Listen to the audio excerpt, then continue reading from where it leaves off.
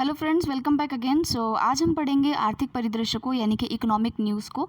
और हम अगस्त 2022 की क्रोनोलॉजी को पढ़ रहे हैं, जिसमें कि हमने 4 वीडियोस देख लिए थे। जो लास्ट हमारा वीडियो था वो स्पेस और डिफेंस टेक्नोलॉजी के ऊपर था। उसको हमने कंप्लीट कर लिया है। आज हम पढ़ेंगे इकोनॉमिक न्यूज़ को यानी कि आर्थिक परिदृश्य को। तो 5 वीडियोज़ का नाम सुन के आप थोड़ा डरिएगा मत, क्योंकि जो भी वीडियोज़ है वो 16 से 20 मिनट तक का ही वीडियो है, इससे ज़्यादा का नहीं है। और एक एक पोर्शन को हमने कवर किया है, ताकि जिसको जो पोर्शन पहले देखना हो वो उसको ईजिली देख सके। 2-3 घंटे एक साथ मैगजीन पढ़ाने का नुकसान ये होता है कि हम स्किम नहीं कर पाते हैं कि बीच में हमको कौन सा जो है पोर्शन देखना है। तो अब इसमें क्या है कि मैंने टाइटल दे रखा है थंबनेल पर। आप आराम से जो आपको पढ़ना हो, प्रादेशिक परिदृश्य पढ़ना हो, आर्थिक परिदृश्य पढ़ना हो, नेशनल न्यूज़, इंटरनेशनल, जो पार्ट आप पहले पढ़ना चाहें वो आप इजीली उसको देख सकते हैं। तो चलिए अब हमारा आज का वीडियो स्टार्ट करते हैं। फर्स्ट हमारा जो आर्टिकल है वो एक रिपोर्ट के ऊपर है, जो कि भारत की जैव अर्थव्यवस्था की रिपोर्ट है। यानी कि जो बायोटेक्नोलॉजी के ऊपर जो एक रिपोर्ट है, बायो इकोनॉमी जो है भारत की, भारतीय जैव अर्थव्यवस्था, उसके ऊपर एक रिपोर्ट जो है प्रकाशित की गई है एक संस्था के द्वारा। तो इसको जारी करने वाली संस्था का नाम है biotechnology industry research assistance council, यानी BIRAC। इसने एक रिपोर्ट जारी की है। रिपोर्ट में कुछ ज़्यादा बातें तो नहीं है, सारी बातें जो है वो बायो इकोनॉमी को लेकर के है कि भाई हमारी जो जैविक अर्थव्यवस्था है, जैव अर्थव्यवस्था है, जिससे कि अंदर आप जैसे आप ये देखते हैं कि हमारे यहाँ पर बायो इथेनॉल जो है उसका उपयोग हो रहा है, जैव ईंधन जिसको आप कहते हैं, जैव ईंधन का उपयोग होता है। तो ये सारी जो चीज़ें होती है ये जैव इकोनॉमी में आती है। यानी कि हम जो है जैविक रूप से जो हमारी अर्थव्यवस्था है वो उसको कितना ज़्यादा बूस्टअप जो है वो मिला है, कितने ज़्यादा स्टार्टअप जो है जैव अर्थव्यवस्था में कार्य कर रहे हैं, उसको लेकर के एक रिपोर्ट जो है ये जारी की गई है। उसमें सारे आंकड़े बता रखे हैं। तो इसके ऊपर जैसे आप कोई निबंध वगैरह लिखते हैं, कोई आर्टिकल अगर आपको लिखना हो, तो आप इसके अंदर से कुछ डेटाज जो है वो देख सकते हैं। तो देखते हैं कि इसमें क्या क्या जो है खास बात इन्होंने कही है। तो ये जो रिपोर्ट है, इसके जारी करने के अवसर पर उत्तर पूर्वी क्षेत्र के लिए विशेष बायोटेक इग्निशन ग्रांट कॉल भी लॉन्च किया गया है, जो और बायोटेक समाधान विकसित करने के लिए जो उत्तर पूर्वी यानी नॉर्थ ईस्ट के जो 25 स्टार्टअप हैं, उनको जो है 50 लाख तक की वित्तीय सहायता देने की घोषणा भी की गई है। तो ये सारी जो चीज़ें हैं वो एक साथ हुई है। BIRAC की रिपोर्ट जारी हुई है। उसके अलावा जो बिग NER है, जो हमने यहाँ पर नाम पढ़ा है, उसको भी लॉन्च किया गया है। और जो नॉर्थ ईस्ट है वहाँ पर जो बायोटेक के रिलेशन में जो स्टार्टअप कंपनियां काम कर रही हैं, उनको 50 लाख रुपए तक का जो है वो वित्तीय सहायता भी दी गई है। अब देखते हैं बायो इकोनॉमी को लेकर के क्या क्या बातें जो है भारतीय अर्थव्यवस्था में कही गई हैं। तो देखिए, ऐसा कहा गया है कि भाई इस बार जो है 2021 में $80 बिलियन की हमारे बायो इकोनॉमी है, यानी जैव अर्थव्यवस्था है।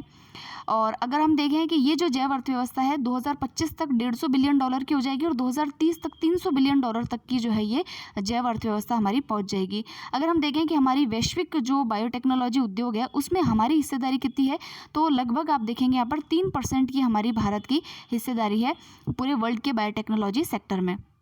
अगर आप देखें कि बायोटेक के अंदर कितने स्टार्टअप काम कर रहे हैं, तो हमारे यहाँ पर 10 सालों में 50 से बढ़कर 5300 से अधिक स्टार्टअप्स जो हैं वो हमारे हो गए हैं। सोचिए, 50 थे कहाँ पर, और अब जो है 5000 से भी ज़्यादा के स्टार्टअप्स जो है वो इस विभाग में जो है वो कार्य कर रहे हैं। और अगर हम देखें तो हमारे यहाँ पर जो है जो BIRAC जो है DBT ने 21 राज्यों और केंद्र शासित प्रदेशों में तो उन्होंने कहा है कि भाई जो 74 विशेष बायो इंक्यूबेशन केंद्र का एक मजबूत नेटवर्क जो है वो स्थापित किया है। जो संस्था है जिसने अभी ये रिपोर्ट निकाली है, उसने इंक्यूबेशन सेंटर क्या होता है, जहाँ पर एक ही जगह पर आपको सब प्रकार की जो, अगर आप मान लीजिए बायोटेक से रिलेटेड अगर आपको स्टार्टअप ओपन करना चाह रहे हैं, तो आपको कौन सा डॉक्यूमेंटेशन करना होगा, किन संस्था से आपको बात करनी होगी, कौन व्यक्ति आपको सही सलाह दे सकता है, आपको फंडिंग कहाँ से मिल सकती है, ये सभी जगह ये सारी चीज़ें आपको एक ही जगह पर जहाँ उपलब्ध होती है उसको इंक्यूबेशन सेंटर बोलते हैं। तो जो इंक्यूबेशन सेंटर्स होते हैं वो बनाए गए हैं, और उत्तर पूर्वी राज्यों में यहाँ पर लिखा है कि जो 7 इंक्यूबेशन बायो इंक्यूबेटर्स हैं उनको भी शामिल इसमें किया गया है। तो ये सारा जो चीज़ें हैं ये आपको जो है इस रिपोर्ट से संबंधित बातें थी। और अगर आप देखें तो लास्ट पॉइंट इसका कि टिकाऊ जैव ईंधन के मामले में भारत द्वारा 20% इथेनॉल सम्मिश्रण के लक्ष्य वर्ष 2025 से बदल करके 2023 जो है वो कर दिया गया है। यानी कि जो आपका जो हम जैव ईंधन यूज़ करते हैं, जो बायो फॉसिल फ्यूल हम यूज़ करते हैं, उसके अंदर इथेनॉल का जो मिश्रण है उसको 20% करना हमारा लक्ष्य था। और ये जो बायो इथेनॉल होता है, ये जैविक पदार्थों से बनाया जाता है, जैसे कि शुगर केन केन होता है तो उसका गन्ने का जो भूसी मिलती है उससे, तूड़ी जो होता है उनसे, उन सबसे जो है इथेनॉल बनाया जाता है। तो उसका एक लक्ष्य था कि भाई 20% इथेनॉल मिक्स करेंगे, और वो 2025 का लक्ष्य था, उसको भी 2023 जो है वो कर दिया गया है। ऐसे टर्म्स के ऊपर जो है वो क्वेश्चन आ सकता है, तो इसलिए मैंने इसको बताया है। नेक्स्ट देखिए, राज्यों की स्टार्टअप रैंकिंग जो है वो दी गई है कि भाई कहाँ कितना स्टार्टअप जो है वो बनाया गया है। तो इसमें देखिए कई सारी चीज़ें हैं। एक तो जितने भी राज्य हैं वहाँ पर कितने स्टार्टअप्स हैं उनको 2 कैटेगरीज में डिवाइड किया है। एक तो है कैटेगरी ए, श्रेणी ए के राज्य हैं जिसमें बड़े राज्य हैं सभी, उनको इंक्लूड किया गया है। दूसरी कैटेगरी है श्रेणी बी, उसके अंदर जितने भी आपके दिल्ली, एनसीआर और असम को छोड़ करके जितने भी आपके यूटीज़ या जो केंद्र शासित प्रदेश हैं या जो नॉर्थ ईस्ट के राज्य हैं उनको जो है इसमें शामिल किया गया है। तो आप देखते हैं कि इसके अंदर और क्या क्या कैटेगरीज़ हैं। अगर आप कैटेगरीज़ देखेंगे तो 5 प्रकार की कैटेगरीज इन्होंने दी हैं। सर्वश्रेष्ठ प्रदर्शन करने वाले राज्य, शीर्ष प्रदर्शन करने वाले राज्य, लीडर्स, आकांक्षी लीडर्स जिसको एस्पायरेशनल लीडर्स कहते हैं, और उभरती अर्थव्यवस्था, उभरते स्टार्टअप्स, इको प्रणालियाँ। ठीक है, तो इन सारी कैटेगरीज को इसमें इंक्लूड किया गया है। और ये जो स्टार्टअप रैंकिंग है ये भारत का जो हमारा MCI है, यानी कि ministry of commerce and industry, वाणिज्य उद्योग मंत्रालय जो है उसने इसका 3रा संस्करण जो है हाल ही में लॉन्च किया है। तो ये भी आप ध्यान रखेंगे, 3रा संस्करण है और MCI के द्वारा लॉन्च किया गया है। MCI क्या है? Ministry of commerce and industry के द्वारा इसको लॉन्च किया गया है। अब देखते हैं कि हमारे जो राज्य हैं उनमें से किसको कौन से कैटेगरी में रखा गया है। अगर आप देखेंगे तो सर्वश्रेष्ठ प्रदर्शन करने वाले राज्यों में गुजरात और कर्नाटका को रखा गया है। कोई डाउट नहीं है, गुजरात के अंदर आप जानते हैं कि बहुत सारी इंडस्ट्रीज़ हैं, तो स्टार्टअप्स के लिए भी वहाँ पर बहुत अच्छा एनवायरनमेंट है। और कर्नाटक में आप जानते हैं कि बेंगलुरु और ये सारे जो स्थान हैं तो ये भी काफ़ी जो है इको फ्रेंडली है इन जगहों के लिए। फिर देखिए कि शीर्ष प्रदर्शन करने वाले राज्यों में है केरला, महाराष्ट्र, ओडिशा और तेलंगाना। यहाँ पर भी लगभग साउथ के राष्ट्र जो स्टेट्स हैं उन्हीं को शामिल किया गया है। अगर आप देखेंगे आकांक्षी लीडर्स के अंदर जो है राजस्थान को सम्मिलित किया गया, तो ये आपको याद रखना है कि इस श्रेणी में श्रेणी ए के अंदर जो है राजस्थान को आकांक्षी यानी कि एस्पायरेशनल लीडर्स के अंदर इंक्लूड किया गया है। और उभरतियों के अंदर देखेंगे तो आंध्र प्रदेश और बिहार जो है वो इंक्लूडेड हैं। हो सकता है कि एग्जाम में इस प्रकार का कोई क्वेश्चन पूछ ले, राजस्थान को लेकर के पूछ ले, या फिर पूछ ले कि सर्वश्रेष्ठ प्रदर्शन किस राज्य ने किया है, तो ये आपको थोड़ा सा ध्यान रखना चाहिए। फिर देखिए श्रेणी बी के अंदर जो है सर्वश्रेष्ठ प्रदर्शन करने वाला आपका मेघालय है, शीर्ष प्रदर्शन करने वाले में जम्मू कश्मीर है, ये भी आपको याद रखना है। और उभरते हुए स्टार्टअप्स में जो है आप देखिए मिजोरम और लद्दाख को जो है वो शामिल किया गया है। फिर यहाँ पर देखिए कि 7 सुधार वाले लीडर्स भी इसमें शामिल हैं, जैसे कि नवोन्मेषी लीडर के अंदर जम्मू कश्मीर, कर्नाटक, महाराष्ट्र को शामिल किया गया है। संस्थागत चैंपियन में गुजरात, कर्नाटका, केरल इनको शामिल किया गया है। देखिए जहाँ पर ज़्यादा राज्य एक साथ एक कैटेगरी में सम्मिलित हो तो उसको आपको ज़्यादा याद रखने की ज़रूरत नहीं है, क्योंकि फिर ऐसा क्वेश्चन वो पूछेगा नहीं एग्जाम में। अब वो कैसे पूछेगा इसको बताइए, संस्थागत चैंपियन में कौन कौन से राज्य हैं, ऐसा करके वो क्वेश्चन नहीं पूछ सकता है। तो आप जो है जहाँ पर जैसे कि हमने ए कैटेगरी, बी कैटेगरी वाले जो राज्य पढ़े थे उनको एक बार अच्छे से याद रख लीजिएगा। चलिए नेक्स्ट आर्टिकल पे चलते हैं, वो है आपका तरंगा हिल अंबाजी आबू रोड नई रेल लाइन जो है उसको मंजूरी दी गई है। तो ये अंबाजी आप जानते ही हैं एक तीर्थ स्थान है और शक्तिपीठ भी है, 51 शक्तिपीठों में से एक है। और अभी हमारा यहाँ जाने का प्लान भी था लेकिन किन्हीं कारणों से नहीं हो पाया। तो अंबाजी जो है गुजरात में पड़ता है। और तरंगा हिल अंबाजी आबू रोड ये एक रेल लाइन है पूरी की, जो कि राजस्थान और जो आपका गुजरात है वहाँ उसको लिंक करेगी। तो उसको अभी मंजूरी दी गई है, उसके लिए बातचीत हुई है। तो देखिए राजस्थान के सिरोही जिले और गुजरात के बनासकांठा और मेहसाणा जिलों से होकर के जो है ये दोहरीकरण जो रेल लाइन है ये वहाँ से गुजरेगी। और आप देखिए अंबाजी एक प्रसिद्ध महत्वपूर्ण तीर्थ स्थल है, 51 शक्तिपीठों में से एक है। और तरंगा हिल जो है इसमें अजीतनाथ जैन मंदिर है जो 24 पवित्र जैन तीर्थंकरों में से एक है। इसी प्रकार आबू रोड राजस्थान का प्रमुख पर्यटन स्थल है, जहाँ अंबाजी का मंदिर होने के साथ ही यह ब्रह्म कुमारी केंद्र भी है। तो ये काफ़ी इंपॉर्टेंट चीज़ें हैं इसके बारे में, तो इसको ध्यान रखना है। फिर देखिए नेक्स्ट है, नीति आयोग ने एक रिपोर्ट जारी की है जिसमें कि उसने बताया कि भाई इलेक्ट्रिक जो हमारे वाहन हैं, जो बाइक्स जो हैं उनका हमारे इंडिया में भावी क्या भविष्य है उसका, तो भावी पैठ क्या है उसके ऊपर एक रिपोर्ट दी, एक फॉरकास्टिंग दिया है उन्होंने। तो उस रिपोर्ट के बारे में थोड़ी बहुत जो बातें हैं वो आपको पता होनी चाहिए। पहली चीज़ तो रिपोर्ट का नाम है forecasting penetration of electric 2 wheelers in India. NITI Aayog ने इस रिपोर्ट को जारी किया है और इसका और जो है इसमें नीति आयोग और जो TIFC है यानी technology information forecasting and assessment council जो है, इसके द्वारा इन्होंने जो है दोनों ने मिलकर के इसको लॉन्च किया है। और वो बताते हैं भाई, अपना अनुमान बता रहे हैं कि एक आशावादी परिदृश्य है कि 2026-27 तक भारतीय बाजार में जो ई वाहन है वो 100% पैट बनाने का अनुमान लगाया गया है। फिर कहते हैं कि रिपोर्ट में 2031 तक इलेक्ट्रॉनिक दुपहिया वाहनों को 72% पैट होने का अनुमान है। और इलेक्ट्रिक जो वाहन है उसमें आशावादी समान प्रदर्शन और बैटरी की कीमत चुनौतीपूर्ण परिदृश्यों के तहत वित्त वर्ष 2028-29 में 220 लाख यूनिट वाहनों के स्तर को पार कर सकता है। फिर एक प्रोत्साहन अभियान परिदृश्य के तहत इलेक्ट्रॉनिक वाहनों की बिक्री 2031 में केवल इतने यूनिट वाहनों तक पहुंचने की संभावना है। तो कुल मिलाकर के बात यह है कि इसमें से ज़्यादा चीज़ें आपको याद नहीं रखनी है, बस आपको ये पता होना चाहिए कि एक रिपोर्ट जो है नीति आयोग के द्वारा दी गई है और काफ़ी आशावादी रिपोर्ट है कि भाई आने वाले समय में 100% जो है इलेक्ट्रॉनिक वाहन जो है वो हमारे भारत के अंदर जो है वो पैट जमा सकते हैं। फिर देखिए कि ADB ने भारत का वृद्धि दर अनुमान जो है वो घटा दिया है कि हमारी जो ग्रोथ रेट है वो कम होगी।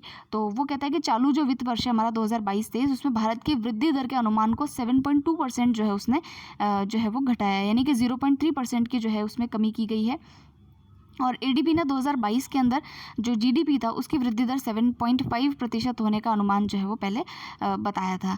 तो अगर हम देखें कि भारत का जो फिक्की है वो भारत के लिए इसका अनुमान आर्थिक वृद्धि दर का अनुमान करता है 7.4%, उसको भी उसने घटा करके 7% किया, यानी कि कुल मिलाकर के जो है वो कम करने का जो अनुपात है वो ज़्यादा देखने को मिला है।